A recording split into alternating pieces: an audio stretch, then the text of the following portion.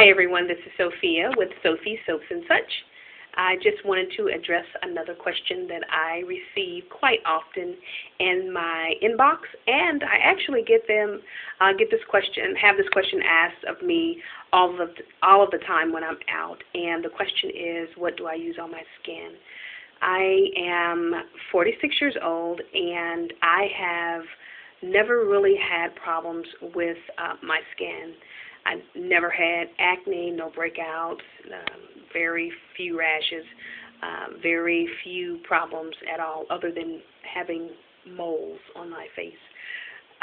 But other than that, I've never really had skincare problems. So I've been fortunate and very blessed not to have that. But I do recognize now that I'm much older than I was,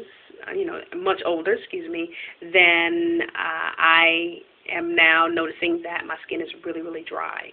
So because now that I'm very mature or maturing and growing old gracefully, I found out, however, there is this thing that my grandmother calls men all pause. And because of men all pause, I've recognized that my skin is drier than it has normally been. So I was told by several of my friends who are also experiencing the men all pause. They suggested that I use Evening Primrose. Take that, and that will help with anything that I'm experiencing. Well, I'm not really good with taking pills and medication, so I always forget to take it. But I did find something that I can use it for that I do not forget. Because I wear so much makeup, I absolutely love makeup, especially eyeshadows. I wear a lot of eyeshadow.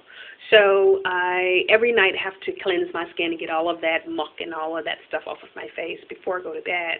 I use my Evening Primrose capsules right here, and instead of taking them, I will use these regularly every night. So every night before bed, I puncture a little hole in there. Generally, I bite the capsule. Yes, I do. And I use my finger, which is a clean finger, very, very clean. I wash my hands before I do my face, before I clean my face, so my hands are clean. So with clean hands, I dispense or squeeze out the oil out of the capsule of the Evening Primrose capsule, and then I use my ring finger, which is the weakest finger that you should use around your eye because your eyes are very sensitive.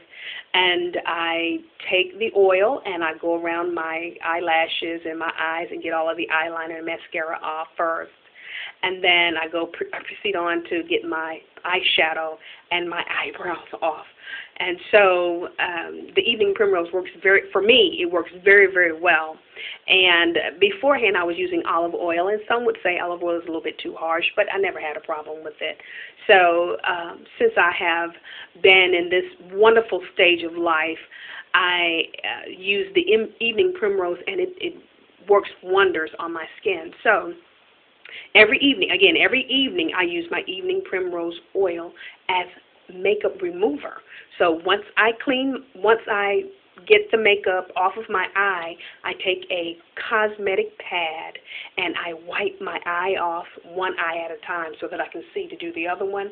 And then I use the oil and rub it all over my face and remove the remaining makeup from my face.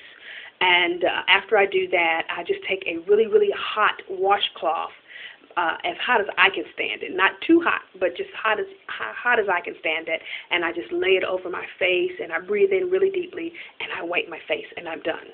So that's all I do is the Evening Primrose oil cleanser every night.